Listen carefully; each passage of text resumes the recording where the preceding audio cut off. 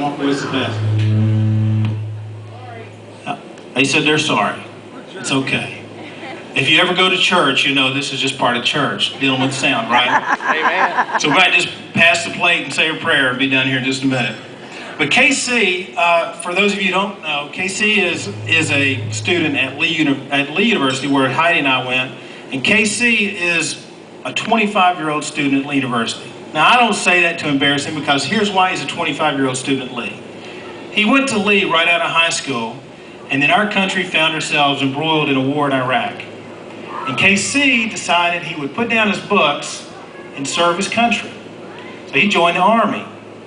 KC spent a year in Iraq. He lived 52 days on a street in the middle of Ramadi. He didn't have running water. I don't mean to be emotional, but I'm proud of my brother. Amen. He spent, give him a hand. He didn't have running water, didn't have a bath for 52 days, because he wanted to ensure that the people in Iraq had the same freedoms that you and I enjoy today. And he came home a war hero. And I'm proud of my brother, but he had friends that didn't come home at all.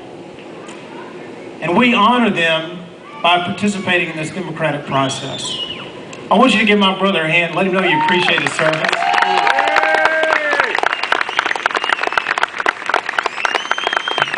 So we know about sacrifice. We know about service before ourselves. And I had a friend, Morris Etheridge, many of you know, asked me, he said, Chris, why would you leave a thriving law practice in a booming town where you can make a lot of money and run for public office? I said, Morris, because I want to leave a legacy to my children that is greater than the dollars and cents I could leave them if I just make a lot of money.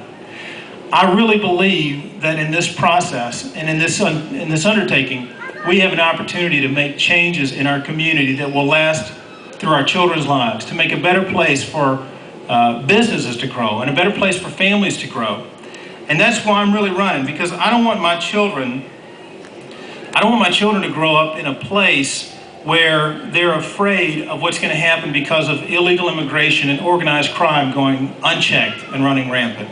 I don't want them to live in a community where it's acceptable to have open and notorious houses of ill repute and open and notorious places where children and the innocent can be victimized with impunity. I don't want my children to grow up there. I want them to grow up in safety and security, and I want to have a part in that, and that's why I'm running. And finally, we talked about excellence in all we do. And that's a concept I really